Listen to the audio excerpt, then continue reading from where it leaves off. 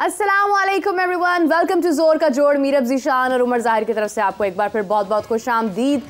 और अगर बात की जाए नाज़रीन लेजेंड्स की, तो क्या ही कमाल करते जा रहे हैं। अभी हमने देखा कि जिस तरह से ऑस्ट्रेलिया और साउथ अफ्रीका का मैच था, Australia finally one the match and 55 run के साथ शिकस्त देना, और उसके बाद पाकिस्तान की जो कारकर्दगी है वो भी बहुत ही ज़बरदस्त है। इसी के साथ साथ अगर हम पाकिस्तान क्रिकेट की बात करें, यानी कि जिस सर्जरी की बात हो रही थी, उस सर्जरी में भी काफ़ी हम देख रहे हैं कि चेंजिंग आ रही है और काफ़ी अमल दरामद हो रहा है। लेकिन देखना ये है कि ये सर्जरी जहाँ से हो रही है, क्या वो राइट जगह है, क्या वहाँ पर सर्जरी की ज़रूरत है, या फिर आगे बढ़ने की ज़रूरत है। हमें जहाँ पर एग्जैक्टली जिस पॉइंट पर हमें चीज़ें ठीक करने की ज़रूरत है, हम वहाँ पर काम कर रहे हैं या नहीं, या ये भी हो सकता है कि एक अच्छा स्टार्ट है। सो इसके ऊपर गुफ्तगू करते चलेंगे। हमारे साथ हाफिज़ साहब मौजूद होंगे और उमर तो मेरे साथ ऑलरेडी मौजूद है, तो उमर से भी इस बारे में जानना बहुत ज़रूरी है, बिकॉज हर किसी की राय बहुत अहमियत रखती है। सो उमर, अगर हम एग्जैक्टली देखें कि जिस पॉइंट पर अभी फ़िलहाल एक्शन लिया गया, यानी सिलेक्शन कमेटी की बात हो रही है, शाहिद आफरीदी साहब का भी कहना था कि अगर आपने हटाना है तो फिर आप पूरी सिलेक्शन कमेटी को हटाएं, किसी एक को या दूसरे को हटाने से कोई ख़ास तब्दीली आ नहीं सकती है। अभी नाम लिया जा रहा है, असद शफीक साहब का भी लिया जा रहा है, मोहम्मद यूसुफ साहब का भी लिया जा रहा है, लेकिन देखना ये है कि क्या ये लोग तो पहले भी मौजूद थे सिलेक्शन कमेटी में। ठीक है, एक दो लोग अगर कुछ अच्छा नहीं कर पाए या कुछ बुरा नहीं कर पाए, तो वो अगर उन्होंने कुछ गलत नहीं किया तो उन्होंने ठीक किया या नहीं किया, एक ऐसा पॉइंट जहां पर हमें लगता है कि हमें यहां से चेंज करना चाहिए, बकौल शाहिद आफरीदी साहब के, फिर आप पूरी वो कमेटी चेंज कर दें। आप मतलब आप सिलेक्शन कमेटी पूरी तब्दील कर दें। आपको पता हो, आपने एक ही बंदे को, एक शख्स को आपने वो राइट दे दिया है, आपने इसके ऊपर एक बड़ा चेंज किया है। मतलब वही चीज़ दोहराई जाना और बार बार एक एक्शन लिया और उसके बाद वही चीज़ सेम करना, उसका कोई फ़ायदा ऐसा होने नहीं वाला है। क्या लगता है आपको? देखिए, मेरा बात एक अपनी जगह, ये तो लोग रेस करेंगे क्वेश्चंस कि देखें अगर दो को हटाया तो बाकी को क्यों नहीं हटाया। अब पता नहीं इसके पीछे क्या लॉजिक है, फैक्ट्स फिगर्स जो आएगी फिर हम बेहतर इसमें एवेल्यूएट कर सकते हैं। लेकिन ताहम अभी हम ये कह सकते हैं कि रज़ाक को और वहाब रियाज को हटाना, ये अगर बेहतर ये तभी हो कि एक टैबलेट सेट हो कि आप फ्रेशली रिटायर्ड या रिसेंटली रिटायर्ड जो प्लेयर्स हैं उनको ना शामिल करें। उसकी वजह ये होती है बेशक उनकी नीयतें साफ हो, लेकिन कहीं ना वो एक जो है लूप होल क्रिएट हो जाता है कहीं ना कहीं, जो कि जो है प्लेयर्स जो है मेरा ख्याल गेज नहीं रह पाते। हाँ, बाकी असद शफीक क्योंकि वो भी रिसेंटली रिटायर्ड प्लेयर है, तो समझ से बाहर तो है ये चीज़ें कि वो क्यों है, फिर यूसुफ क्यों है। एक दौर में मोहम्मद यूसुफ जो है असद शफीक के मतलब जो बहुत बैक करते थे, वो जब मुझे याद है शोज़ होते थे तो असद शफीक खेलते थे तो यूसुफ को कहते थे असद शफीक को होना चाहिए, असद शफीक को होना चाहिए। ये दोनों ही अभी सिलेक्शन कमेटी में है। ठीक है, अगर वो बेस्ट है तो रखे उसको, लेकिन हाँ क्लियर ज़रूर करना चाहिए स्टेक होल्डर्स को यहाँ पे कि ये क्यों सर्वाइव कर रहे हैं अगर वो नहीं, क्योंकि इससे फिर एक बार फिर इतराज़ात तो उठेगा ना मेरा, और फिर वही चीज़ें होती रहेगी कि फिर क्या फ़ायदा हो। या सर्जरी अगर हो रही है तो होपफुली एक हकीकी मानों में हो, जो कि जिसके ज़ख्म भी जो है वो मिट जाए और फिर एक रीवैप सिस्टम पे आप चले। और लेकिन मेरे हिसाब से डोमेस्टिक की जो बात है ना, अगर आप डोमेस्टिक को ठीक कर लोगे तो उस पर फोकस करना चाहिए। लेकिन ये ज़रूर है कि अगर पुराने आप लोगों को जो अगर आप साइडलाइन कर गए हो तो वो भी आ सकते हैं, इसमें कोई नहीं कि वो ना उससे आप मशवरे आपने लिए हैं। जैसे अच्छा ये चीज़ जो है मशवरे ज़रूर लिए आपने, लेकिन बात यह है कि जितनी ज़्यादा आप मशवरे भी लोगे ना पेचीदगियाँ भी उतनी बढ़ेगी। मसला ये आ रहा है, तो पीसीबी को चाहिए कि मेरिट के मुताबिक और कम लोगों से और सोच समझ के साथ जो है मैटर्स को डील करे, क्योंकि इस तरह फिर कोई अपनी मंतक पेश करेगा, कोई अपनी मंतक पेश करेगा, तो फिर इस तरह कॉन्ट्राडिक्शंस और बहुत ज़्यादा जो है वो कन्फ्यूजन जो है वो इनगल्फ कर जाएगी।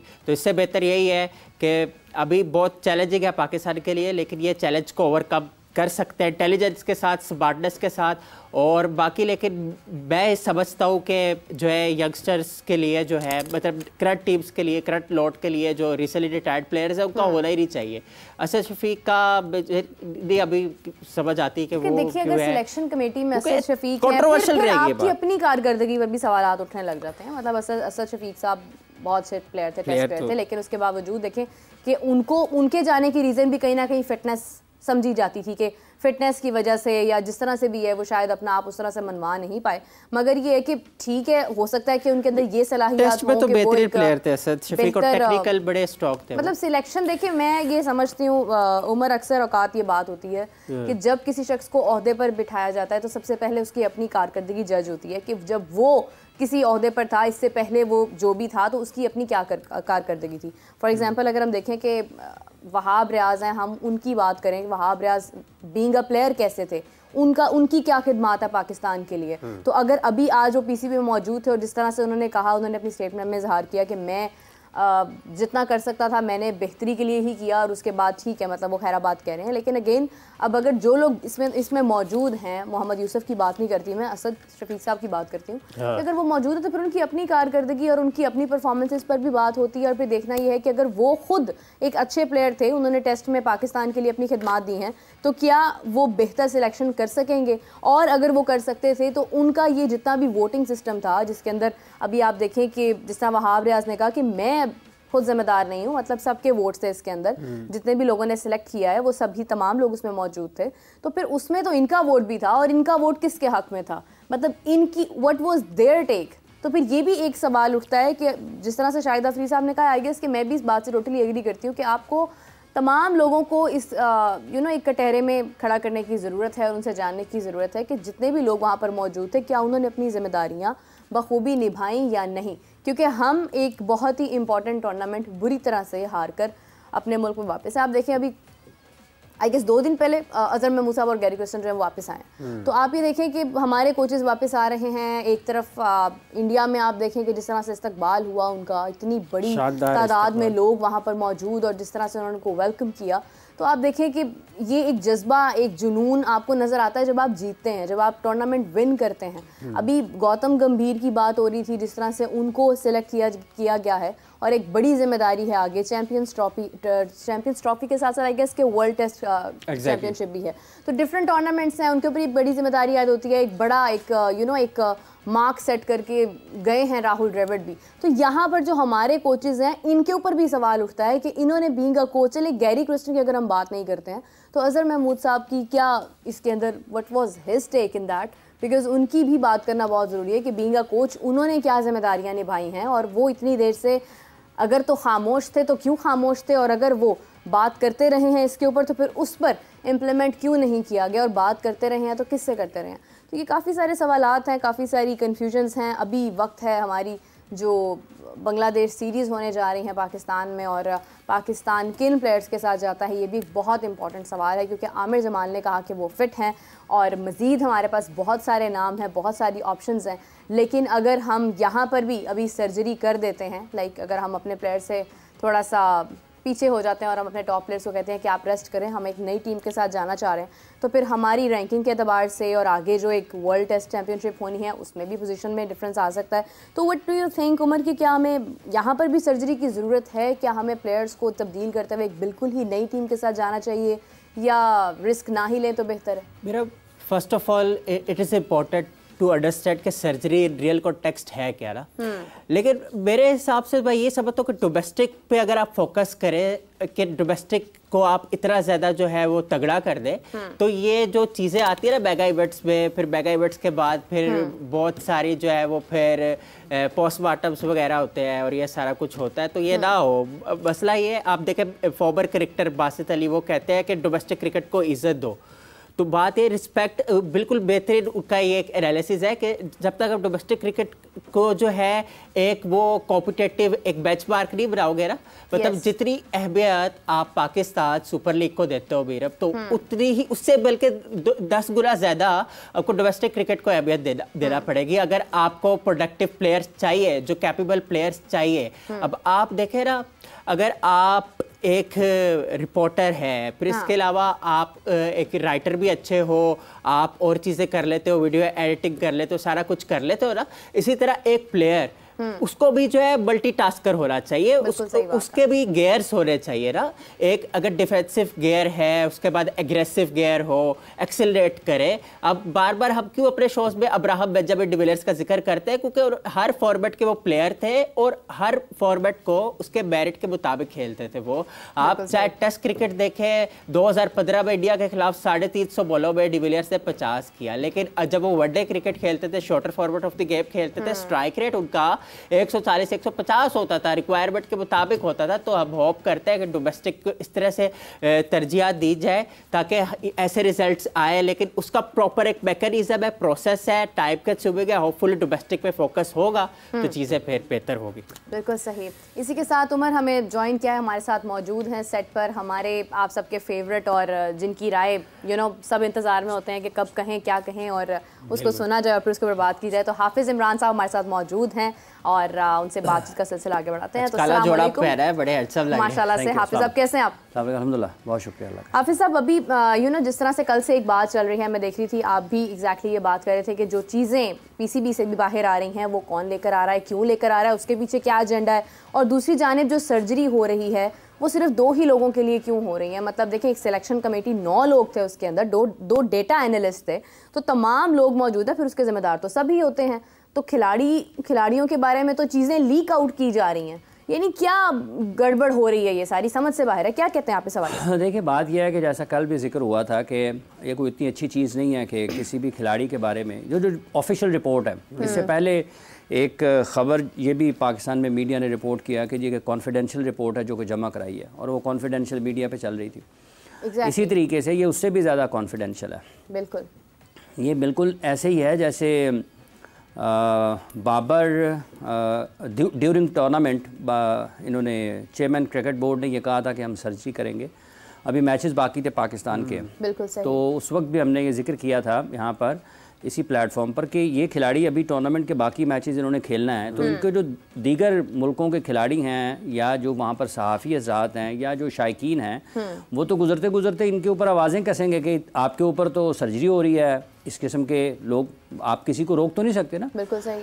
तो वो भी गलत था। अब चूँकि आपको ये एहसास करना होता है कि किस वक्त आपको, जब आप टॉप पोजीशन पर बैठे हैं, तो आपको ये आपके एक एक लफ्ज़ का बड़ा भारी मानी और मतलब होता है, और उसको लोग अपने अपने अंदाज में इस्तेमाल करते हैं, तो आपको बोलने में बड़े एहतियात की ज़रूरत होती है। तो इसी तरीके से जब आपने यहाँ पर ये सर्जरी का लफ्ज़ इस्तेमाल ड्यूरिंग टूर्नामेंट कर दिया, और बाद इस टूर्नामेंट आपने अब ये जो रिपोर्ट्स हैं, जो ऑफिशियल रिपोर्ट्स हैं, उनकी लीकेज का सिलसिला शुरू हुआ है, ये भी उतना ही ज़्यादा तकलीफ दे है। अगर वहाँ पर आपके खिलाड़ियों के ऊपर नाम आने थे, उनके ऊपर लोगों ने उनको बुरा भला कहना था, तो इस रिपोर्ट के बाद जिस तरह से कल शाहीन अफरीदी का, वो शाहीन की जगह कोई और खिलाड़ी भी होता तो भी गलत था।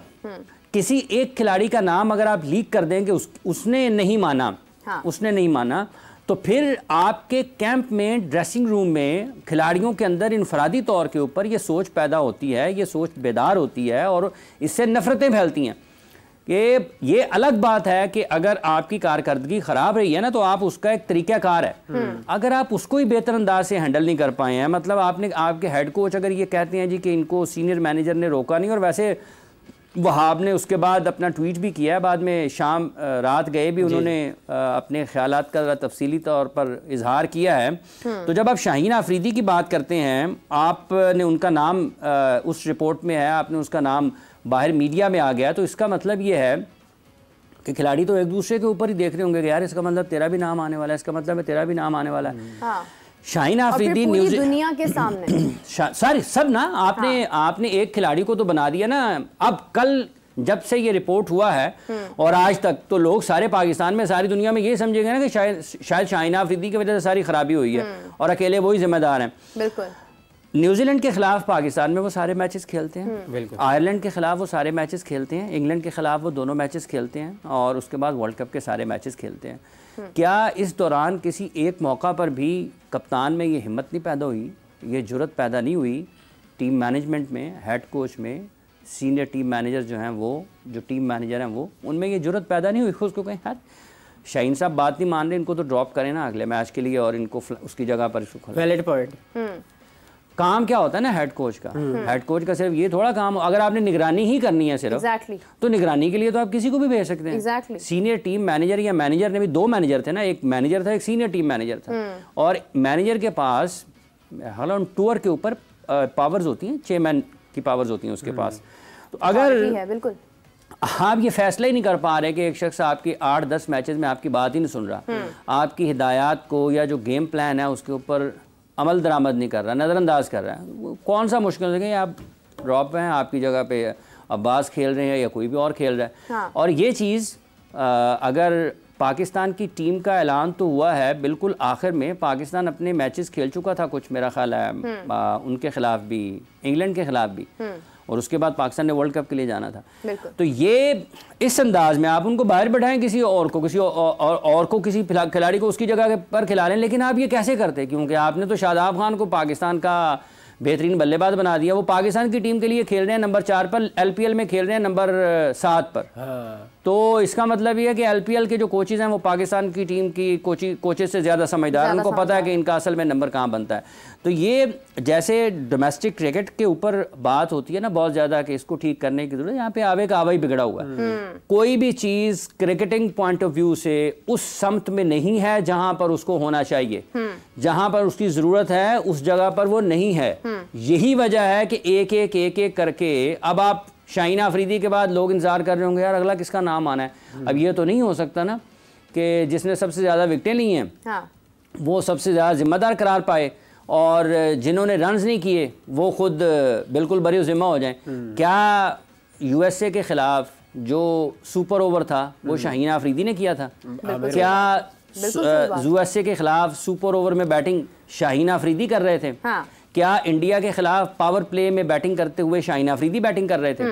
ठीक है, क्यों आपके अपने जो हिकमत अमली के एतबार से फैसले हैं, बर वक्त फैसले जो आपने करना होते हैं, अगर आप वो ठीक ना करें और आप उसके बाद सारे का सारा मलबा खिलाड़ियों के ऊपर डाल दें, ठीक है जिसने अच्छा नहीं खेला आपने उसको बाहर करना है, जिसने कारकर्दगी जिसकी ठीक नहीं है, ये परफॉर्मेंस बेस्ड आपकी खेल है, अगर आप कारकर्दगी का मुजाहरा नहीं करेंगे तो आपको बाहर होना पड़ेगा। लेकिन ये कोई तरीकाकार नहीं है। जो पाकिस्तान की क्रिकेट की खराबियां हैं, जो बुराइयां हैं, उसकी एक ये वजह है कि आपकी ना तो मीडिया हैंडलिंग ठीक है, ना आप प्लेयर्स की सिलेक्शन के ऊपर आपके मामला बेहतर अंदाज में चलते हैं, ना आपकी प्लेइंग 11 को आपने जो मुंतखब करना है वो ठीक अंदाज में चलते हैं। देखिए इनको तो बहुत, ये जब आपने एन वर्ल्ड कप से पहले किसी कोच को लगाएं 13 दिन पहले, तो आप उससे क्या तवक्को करते हैं? आप लोग 4 साल 5 साल तक तैयार करते हैं अपना कप्तान कि हमने ये वर्ल्ड कप 2027 में 50 ओवर्स का खेलना है। लोगों ने अपने उस वर्ल्ड कप के कप्तान की तैयारी शुरू कर दी होगी कि 2027 में ये कप्तान होगा। वाइस कैप्टन होता है, एक वाइस कैप्टन होता है। इमरान भाई कोच भी तैयार होते हैं, ड्राइवर अंडरराइटेड किया उन्होंने, उसके बाद एक प्रोसेस है ना। आप 4 साल तक तैयार करते हैं। हमने क्या किया है, हमने 4 हफ्ते पहले वर्ल्ड कप से 4 हफ्ते पहले या 6 हफ्ते पहले जितना भी वक्त है, हमने कप्तान तब्दील कर दिया। हमने कप्तान तब्दील कर दिया। तो बाबर और शाहीन को आमने सामने खड़ा करने वाले कौन है? और फिर आपने कप्तान भी क्या तब्दीली क्या की आपने कि आप उस कप्तान को दोबारा से मौका दे रहे हैं जिसको आप बेजा इतने मौके दे चुके थे? देखिए ये भी तो काबिल गौर है ना बात। सबसे पहले तो ये है ना कि आपने, क्योंकि सर्जरी ठीक है, सिलेक्शन कमेटी में भी हो जाएगी, प्लेयर्स में भी हो जाएगी, सब कुछ हो जाएगा, लेकिन जहां से ये सारा प्रॉब्लम स्टार्ट हुआ है, क्या वहां पे सर्जरी की जरूरत नहीं है? यही प्रॉब्लम है ना, लोगों का मसला है। कि वो कहते हैं ठीक है कि ये जा रहे हैं इवेंट के ऊपर, टूर्नामेंट के दौरान कमर्शियल एक्टिविटी कर रहे हैं, तो ठीक है, लोग कहते हैं ठीक है होना चाहिए। लोग कहते हैं जी कि अभी इनको सपोर्ट की ज़रूरत है। अगर कोई एक PCB की आला तरीन शख्सियत कहती है कि टीम को सपोर्ट किया जाए, तो लोग कहते हैं जी बिल्कुल टीम को सपोर्ट करना चाहिए। गलत चीज़ को सपोर्ट करना मुल्क और कौम की खिदमत नहीं है, ना क्रिकेट की बेहतरी है। जो गलत है वो गलत है। जब आपने कप्तानी से हटाया था तो वो गलत था। और शायद लोगों को याद हो कि ये इसी प्लेटफॉर्म पर ये ज़ेरे बहस आई थी चीज़ कि ये बाबर का काम था उस वक्त कि वो कहते कि मैंने कप्तानी नहीं लेनी, मैं अपनी टीम के साथ खड़ा हूँ। बिल्कुल वैसे ही अब ये जो करेक्टर्स है ना सिलेक्शन कमेटी में, जब 2 लोगों को सिलेक्शन कमेटी से हटाया ना, हाँ। तो बाकी 2 की ये बुनियादी जिम्मेदारी थी। वो कहते हैं कि अगर आप इनको हटा रहे हैं तो हम भी जा रहे हैं। नहीं हाफिज साहब, इतनी अथॉरिटी, ये अगर अथॉरिटी होती या ये फैसला लेने की पावर हमारे में होती, ये तो यकीन फिर ठीक कुछ नहीं होना, फिर ठीक तो कुछ नहीं होना होते ही ना। जब तक आप में इनकार की जरूरत नहीं होगी ना, उस वक्त तक आप काम ठीक नहीं कर सकते। अब इनकार की जरूरत ये नहीं है, इसका मतलब ये नहीं है यही लोग आके बैठ के फिर तज्जिए देते हैं स्पोर्ट्स। इनकार की जरूरत ये नहीं है कि आपकी सुर्ख बत्ती जल रही है सड़क के ऊपर और कोई आपको कह रहा है कि रुक जाए और आप कहें नहीं मैं तो इशारा तोड़ना ही तोड़ना है। जरूरत इनकार ये है कि अगर आपके 2 सिलेक्टर्स को हटाया गया है, सैक किया गया है, तो 2 दूसरे खड़े हो जाएं साथ कि भाईजान हम भी जाएंगे साथ ही, अगर आप इनको फारिग कर रहे हैं। यही काम उस वक्त बाबर आजम के करने का था जब उनको कप्तानी से हट। देखिए आपने 4 साल कप्तानी की है ना, उधर देख रहे राहुल द्रविड़ ने 2.5 करोड़ रुपया इनामी रकम छोड़ दी है। बिल्कुल, देखिए कितना बड़ा 2.5 करोड़ रुपया इनामी रकम छोड़ दी है, सिर्फ इसलिए कि मेरे जो सपोर्ट स्टाफ है मेरे साथ, मेरे मातहत काम करने वाला, अगर उनको 2.5 करोड़ रुपया मिल रहा है तो मैं उनसे ज्यादा 5 करोड़ की इनामी रकम नहीं ले सकता, मैं भी 2.5 करोड़ ही वसूल करूंगा जितनी मेरे सपोर्ट स्टाफ ने ली है। और यही काम उन्होंने अंडर 19 में किया था जब वो अंडर 19 टीम के कोच थे। नियतें जब अच्छी होती हैं ना तो उसके रिजल्ट्स भी इसलिए जब तक आपको ये समझ नहीं आएगी कि आपने टीम कैसे बनानी है, आपने यूनिट कैसे बनना है। यूनिट ऐसे नहीं बनता कि लेके आए हफीज वहाब को या वहाब हफीज को, उन दोनों में से एक ने उसको धक्का दे दिया और खुद उसकी जगह पर बैठ गया। ठीक है, फिर जब वो चला गया है, अब वहाब लेके आए, अगर फर्ज कर ले इनको, तो इनको धक्का दे के दूसरे लोग उनकी जगह पर बैठ जाएं, तो ये बारियां लगाने से तो क्रिकेट ठीक नहीं होती। एक बंदा 2.5 करोड़ छोड़ रहा है अपने सपोर्ट स्टाफ के लिए, और एक यहाँ पर सिलेक्शन कमेटी में 2 लोग फारिग हुए हैं और 2 लोग उनके साथ हैं, और उनको पता है कि ये सबकी इकट्ठी सिलेक्शन है। और उन्होंने कहा भी है, अब्दुल रज़ाक ने भी कहा है, वहाब रियाज ने भी कहा है। तो अगर आप जब तक ये नहीं करेंगे, यही काम उस वक्त पाकिस्तान की टीम के कप्तान जिनको बनाया गया था ना वर्ल्ड कप से पहले, उनकी यही जिम्मेदारी सबसे पहले बनती थी कि वो खड़े होते हैं, कहते मोहसिन नकवी साहब आप पाकिस्तान क्रिकेट बोर्ड के चेयरमैन हैं, मैं आपका मशकूर हूं कि आपने मुझे ये जिम्मेदारी देना चाहते हैं, लेकिन मैं रिजवान, फ़खर, शादाब ये समझते हैं कि ये वर्ल्ड कप से पहले कप्तान तब्दील करने का वक्त नहीं है। आप शाहीन को वर्ल्ड कप खेलने दें, वर्ल्ड कप के बाद आप देखिएगा कि अगर टीम की कारकर्दगी ठीक नहीं होती, अगर वो ठीक अंदाज से कप्तानी नहीं करता, तो आप रिव्यू कर सकते हैं। इस वक्त अगर शाहिना अफरीदी को उसकी कप्तानी के बारे में रिव्यू हो रहा होता तो हालात कुछ और होते। तो ये जब तक लोगों के लिए खड़े नहीं होंगे ना, अपनी जो मफादात हैं उनको मद्देनज़र रखेंगे, कौम के मुल्क के मुल्की क्रिकेट के मफाद को तरजीह नहीं देंगे, उस वक्त तक यही होगा। फिर ये रिपोर्टें निकलती रहेंगी, वो चलती रहेंगी। यहाँ किसी को कहें कि 2.5 करोड़ रुपया छोड़ दे, यहाँ से किसी को कहें कि वो अपनी जगह एक 3 दिन के लिए छोड़ दे। यहाँ पे कोई जनाब अपनी कुर्सी की तो लड़ाई है हर तरफ, शरबत नहीं छोड़ता यहाँ पे कोई। आप अफसोसनाक बात ये है कि इस वक्त अगर हमें सबसे ज्यादा जो परेशानी का जो आलम है वो ये है कि हमारे कप्तान अपनी कप्तानी के फैसलों के साथ साथ अपनी भी कारकर्दगी कोई बहुत उम्दा अंदाज में पेश नहीं कर पाए हैं। शाहीन की कारकर्दगी पर कोई सवाल नहीं है, कोई एतराज़ नहीं है, जो उनकी बुनियादी जिम्मेदारी थी उन्होंने किया है, आगे फैसले जो हैं वो कप्तान ने करने थे।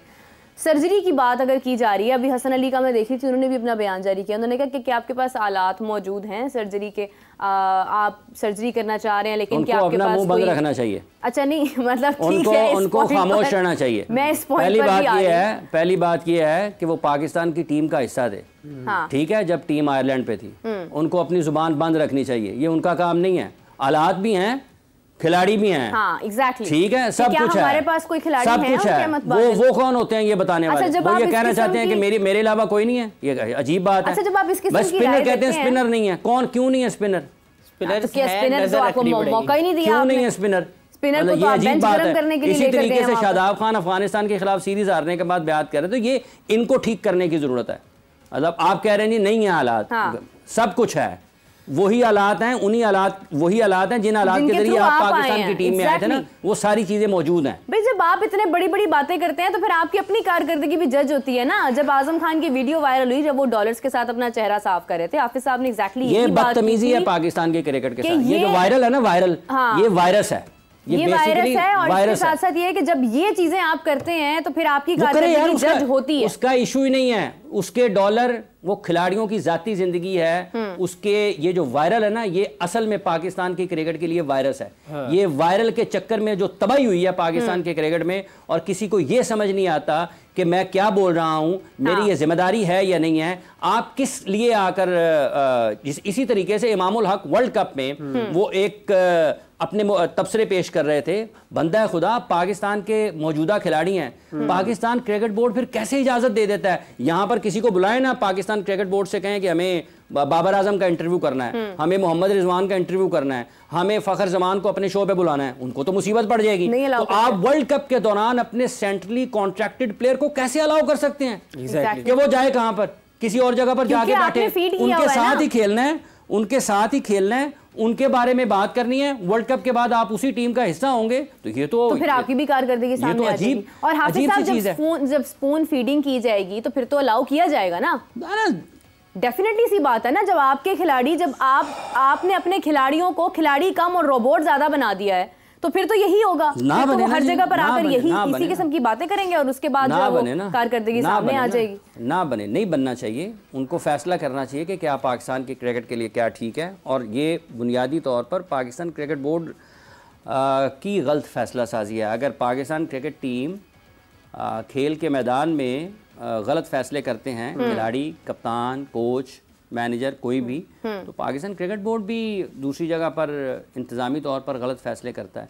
वो उनके गलत फैसलों से भी पाकिस्तान को नुकसान होता है। टीम के जो कप्तान है, कोई भी हो, अगर वो गलत फैसले करता है, टीम की मैनेजमेंट है वो गलत फैसले करती है, अगर सिलेक्शन कमेटी गलत फैसले करती है, तो उनकी गलत फैसलों से, गलत चीज़ों से भी पाकिस्तान को नुकसान होता है। तो ये सब ज्यादा बात किस पे होती है? नुकसान पे। ज्यादा बात किस पे होती है? नुकसान पे। फायदा आपको कहीं नजर आ रहा है?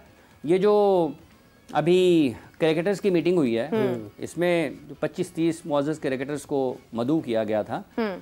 जब आपने पहले से स्ट्रक्चर बना लिया हुआ है, तो स्ट्रक्चर बनाने के बाद, मतलब एक आपने सेट बनाया है प्रोग्राम के लिए, आपने स्टूडियो बना लिया, सेट बना लिया, ठीक है, सारी चीज़ें, कैमरा फ्रेमिंग भी सारी हो गई, और फिर आप किसी एक प्रोफेशनल को बुलाएं और उनको उससे पूछें, सर ये कैसा बन गया, ठीक हो गया? तो वो क्या उसमें से गलती आपको क्या निकालेगा? मतलब आप उसके कहने पे फिर सारा सेट तोड़ेंगे, सारी चीजें तब्दील करेंगे? या तो आप पहले बुलाएं। उसकी बात ये है कि ये हो रहा है, या तो आप पहले बुलाएं। हो रहा है। हर किसी की राय इस वक्त इतनी अहमियत रखने लग गई है, मतलब देखें, हर किसी की राय की अहमियत है और हर किसी को आज़ादी राय का हक भी हासिल है, लेकिन जो क्रिकेट के फैसले हैं, जो बड़े पैमाने पर जो फैसले होते हैं, वो इस तरह से नहीं होते हैं कि सोशल मीडिया पर क्या आ गया, खिलाड़ियों के माइंड में क्या चीज़ है, हम ये चीज़ ऐड करेंगे, ये चीज़ हमारी वायरल हो जाएगी। एग्जैक्टली ये जो वायरल का लफ्ज़ है, इसको बहुत सीरियसली लेना शुरू कर दिया हम सब ने। यही हमारी क्रिकेट का अलमिया एग्जैक्टली। वरना जो लोग अभी खेल रहे हैं उनका इस तरफ माइंड भी नहीं है। मैंने रोहित शर्मा का, हाफिज साहब, एक दफ़ा उनके इंटरव्यू में मैंने सुना कि वो कहते हैं कि मैं तो यूज़ भी नहीं करता सोशल मीडिया, मेरा सारा सोशल मीडिया आई गेस कि उनकी वाइफ देखती हैं। तो जिन्होंने कुछ करना होता है, जिनका फोकस एक होता है, वो इन चीज़ों पर गौर नहीं करते हैं। अच्छा, अभी अगर एक और बात हम इसके अंदर शामिल करते हैं कि जिस तरह से मैं बात कर रही हूँ कि हसन अली ने अपना बयान दिया, वहाब रियाज भी, उन्होंने भी कहा है कि बहुत कुछ है कहने को, लेकिन मैं ब्लेम गेम का हिस्सा नहीं बनना चाहता। अब पहली बात तो ये है कि, कहा है कि मैं करूँगा बात, पता नहीं अब वो करते हैं या नहीं करते हैं। हाफिज साहब, शाहिद अफरीदी साहब ने कहा था कि मैं कुछ ऐसी चीज़ें वर्ल्ड कप के बाद जाहिर करूँगा जो अभी फ़िलहाल उन्होंने खामोशी रखी उसके ऊपर। तो उसके ऊपर मुतालिक अभी तक कोई बात सामने नहीं आई है एग्जैक्टली वो क्या चीज़ें हैं, या कब तक इम्कानात है कि शाहिद अफरीदी साहब भी इस हवाले से कोई बात करेंगे? शाहिद साहब ने कहा था इसके बारे में, तो वही जब बेहतर बता कुछ बात करेंगे हाँ। कि क्या उनके जहन में चीज़ें हैं, क्या उन्होंने महसूस किया है पाकिस्तान के क्रिकेट को, और उनके ख्याल में क्या चीज़ें बेहतर नहीं हुई हैं। वो जब वो बात करेंगे उसके बाद ही कुछ उसका पता चलेगा कि क्या वो कहना चाह रहे हैं। लेकिन उन्होंने अभी तक वर्ल्ड कप के बाद तो अभी तो देख ही रहे हैं हम सब कि क्या हो रहा है, कोई बात की नहीं है। कल ज़रूर उन्होंने गुफ्तगू की है। ये जो पाकिस्तान क्रिकेट बोर्ड में कल फैसले हुए हैं, जैसे वहाब रियाज और अब्दुल रज़ाक को हटाया गया उहदे से, और उन्होंने पाकिस्तान क्रिकेट बोर्ड की फ़ैसला साजी के ऊपर जो लोग फैसले कर रहे हैं, उनकी सोच के ऊपर और फिक्र के ऊपर सवालात उठाए हैं। उसके अलावा तो अभी उन्होंने कोई बात नहीं की, जब करेंगे तो फिर पता चलेगा कि क्या वो किस तरह से देखते हैं पाकिस्तान। मतलब देखिए ना, कितनी चीज़ें ऐसी हैं जो अभी तक पोशीदा हैं, जो सामने आ सकती हैं। जैसे वहाब रियाज कह रहे हैं कि मैं ब्लेम गेम का हिस्सा बनना नहीं चाहता, वरना कहने को बहुत कुछ है। देखिए, जो आई गेस कि जब आप किसी इदारे में होते हैं, मुझे लगता है हाफिज़ साहब अगर वहाब रियाज अब ये बात कर रहे हैं, अगर ये पहले ये बात कर देते और ख़ुद ही उस चीज़ को छोड़ देते तो शायद सूरत हाल बेहतर होती। क्या समझते हैं आप? देखें, मतलब आंखों से आप सब कुछ खराब होता देख रहे हैं और आप खामोश हैं। जब आपको पीछे कर दिया गया तो फिर किसी बात का फ़ायदा नहीं है, क्योंकि नुकसान तो हो चुका ना। उन्होंने ठीक कहा है, कहने को बहुत कुछ है, वो सब कुछ तो कह दिया उन्होंने, सब कुछ तो कह दिया है। हाँ। वो इससे ज़्यादा वो क्या कह सकते हैं, क्योंकि जैसे वो आए थे, ये वैसे जिस तरह से उनको हटाया गया है, हाँ। ये कोई मुनासिब तरीकाकार नहीं है, ना कोई ये मेरिट के ऊपर लगता है। इसकी वो खालिस्तान कोई ऐसी वजह नहीं है, उसके पीछे एक दलील है कि सिलेक्शन कमेटी में 4 कैरेक्टर्स शामिल थे, और ये कैसे हो सकता है कि उस सिलेक्शन कमेटी में से 2 को आप निकाल दें। या तो फिर आप बताएं कि इनके बारे में पाकिस्तान क्रिकेट बोर्ड के पास कुछ ख़ास किस्म की शिकायत मौसूल हुई हैं। हाँ। और वहाब रियाज उसे सिलेक्टर ही नहीं थे, वो तो इस टीम के सीनियर मैनेजर भी थे। Exactly. तो फिर आप बताएं कि असल वजह क्या है, इन दोनों को सिर्फ हटाने की वजह क्या है। तो ये तो मशकूक बनाती है ना कि 3 लोग सफ़र कर रहे हैं लाहौर से कराची, और रास्ते में से एक को बस से उतार दिया जाए और 2 को का, तो वो तो मशकूक हो जाएगा ना जो उतरा है। हाँ। या वो मशकूक हो जाएगा, तो या बस में बैठे सारे के सारे अपने आप जान को ख़तरे में समझेंगे, मुसीबत में रहेंगे कि यार पता नहीं क्यों उतर गया, अनु की पता लग गया। तो वो जब तक कराची अड्डे पे पहुंच नहीं जाएंगे, टर्मिनल पे पहुंचेंगे नहीं, अपनी बस से उतर नहीं जाएंगे, सामान वसूल नहीं करेंगे, तो परेशान ही रहेंगे ना। तो ये तो मशकूक फैसला है ना कि आपने 2 को हटा दिया और बाकियों को आपने कहा जी कि ठीक है चलने दें। और उसके बाद कुछ खबरें ये भी चली हैं कि शायद बाकियों को भी हटा दिया गया है। कुछ इतलात ये भी हैं कि जिनको हटाया गया है शायद वो कहीं अभी मीटिंगें भी कर रहे हैं। कुछ इतलात तो ये भी है कि असद शफीक और यूसुफ सिलेक्शन करेंगे बांग्लादेश सीरीज में। मुतजाद किस्म की इतलात है ना, मुतजाद। आपने एक जगह पर 4 लोगों को सिलेक्टर रखा, 4 के साथ आपने और 5 लोग हेड कोच और कप्तान के अलावा 3 और लोग थे जो कि आदाद शुमार के माहिर और एक डायरेक्टर थे। ठीक है, अब आप आ जाएंगे सिर्फ 2 लोगों के ऊपर। हाँ।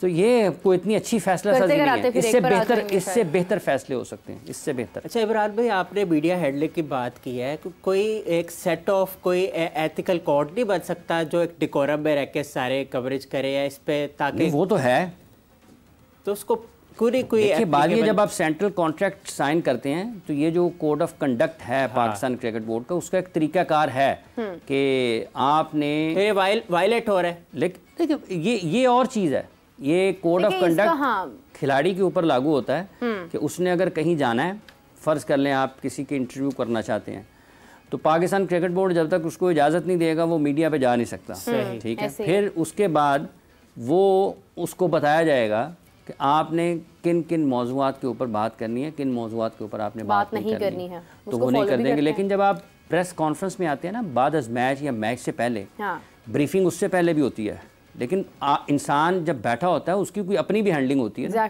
कि उसने अगर कोई सवाल ऐसा आया है जो पॉलिसी से मुतसादिम है या जिससे कोई तनाज़ा पैदा हो सकता है या कोई और चीज़ उससे बुरी चीज़ आ सकती है, तो उसने खुद स्मार्टली हैंडल करना है ना चीज़ों को। अब जो सामने 35-40 लोग अगर आपसे सवाल करने के लिए बैठे हैं, वो तो आपके कोड ऑफ कंडक्ट में नहीं है ना। उन 35 लोगों के जहन में 35 मुख्तलिफ सवाल आते हैं। 35 में से अगर आप फ़र्ज़ कर लें कि 12-13 एंटरटेन होते हैं, तो 12-13 लोगों के सवाल भी मुख्तलिफ हो सकते हैं। बिल्कुल सही, ठीक है, और लाजिम नहीं है कि वो सारे के सारे वही सवाल कर रहे हों जो बड़े सीधे साधे हों, कोई ना कोई कहीं पे 1-2 उल्टे भी हो सकते हैं। तो आपको उस वक्त उनसे निमटने का और उसको बेहतर अंदाज में जवाब देने का सलीका आना चाहिए। और ये दुनिया में इसके लिए लोग तैयार करते हैं अपने एथलीट्स को, लोगों की ये उसका प्रोसेस का एक हिस्सा होता है कि जब आप ग्रो कर रहे होते हैं, आपकी ग्रोथ हो रही होती है अपनी खेल में, उसके साथ साथ आपकी जो कम्युनिकेशन है, कैसे आपने लोगों के साथ डील करना है, बातचीत कैसे करनी है, मिलना जुलना कैसे है, कितना जवाब देना है, कहाँ जवाब देना है, ये बात होगी। ऐसी बात होगी तो आपने किस तरह से रिएक्ट करना है। आप किसी मुल्क में जाते हैं, वहाँ पर उनके कल्चर का आपने किस तरह से रिस्पेक्ट करना है, उनके लोगों से आपने कैसे मिलना है। तो ये सारी चीज़ें आपको बाज़ औक़ात आप सीखते चले जाते हैं ट्रैवल करते करते, ठीक है, लोगों से मिलते जुलते, बाज़ औक़ात आपको लोग बताते भी रहते हैं साथ साथ, जो आपके इर्द गिर्द के लोग होते हैं। बोर्ड की सतह के ऊपर अगर आप देखते हैं तो ये तो जब आप जूनियर क्रिकेट से शुरू होते हैं, तो ये जब नेशनल क्रिकेट एकेडमी का कॉन्सेप्ट क्या है, यही कॉन्सेप्ट है ना कि आप अंडर 13 से 16 से बच्चों को साथ बताते रहते हैं। इख्तिताम में इमरान भाई, जिमी एंडरसन अपना आखिरी फेयरवेल टेस्ट खेल रहे हैं और 108 टीममेट के साथ ये 2003 से खेले हैं, तो क्या कहेंगे कि लेगेसी पे बेहतरीन, आप उसको कहें कि डेडिकेशन, मोटिवेशन, स्किल, टेम्परामेंट, आप खेल से मोहब्बत, ठीक है, आप अपने जोश, मुल्क की नुमाइंदगी का जज्बा, अपनी टीम के लिए हर टेस्ट मैच में विकेटें लेने का, और इतने लंबे करियर में हर रोज़ आपने अपने आप को फिट रखने के लिए काम करना है। मतलब कोई आसान चीज़ नहीं है, मतलब अचीव कर लिए ना सब कुछ, आप एक मैक्सिमम लेवल पर पहुंच जाते हैं यार, 200 विकेटें, 300 विकेटें, 400 विकेटें, सब कुछ तो ले लिया, ठीक है, तो 600 भी हो गई, 650 भी हो गई। स्टुअर्ट ब्रॉड साथ ही रिटायर हो गए, उनके साथ उनके बाद में आने वाले रिटायर हो गए। तो ये एक अलग किस्म का जज्बा आपको चाहिए होता है, एक अलग किस्म की लगन और दिलजमी आपको चाहिए होती है, और इसमें आपने अपने आप को बेहतर भी करना है हर वक्त के साथ साथ। देखें, जब वो उनका क्रिकेट करियर शुरू हुआ था, रन्स बनाने की पेस ये नहीं थी। टेस्ट क्रिकेट में भी वो वनडे क्रिकेट भी खेले, तो जैसे जैसे उनका करियर आगे बढ़ता चला गया, क्रिकेट की पेस बदलती चली गई, रफ्तार रन्स करने की, उनकी मिकदार रन्स के होने की वो बढ़ती चली गई। और आज देखें कि अब तो T20 में 100-125, 200, 250 रन्स हो जाते हैं। कहने की बात यह है कि आपको हमेशा से ये देखना पड़ता है कि आप किस तरह से अपनी कारकर्दगी में बेहतरी और तब्दीली लेकर आ सकते हैं। बिकॉज अगर आप एक ही किस्म की गलती आप बार बार दोहराते जाते हैं, तो फिर आपका रास्ता ऑब्वियसली वहाँ तो नहीं होता जहाँ बाकी सब लोग जा रहे होते हैं, जो कोशिशों का सिलसिला जारी रखते हैं। हाफिज़ साहब, आपका बहुत शुक्रिया, thank you so much for joining us everyone. हम आपको ज्वाइन करेंगे 7 PM। उमर और मुझे अभी के लिए इजाज़त दीजिए, आपसे फिर मुलाकात होती है, डिस्कशन जारी करेंगे क्रिकेट के ऊपर, और जो भी सिलेक्शन के ऊपर इस वक्त जिस किस्म की भी सर्जरी की जा रही है, इसके ऊपर मज़ीद हम गुफ्तगू जारी करेंगे। तब तक के लिए अल्लाह हाफ़िज़।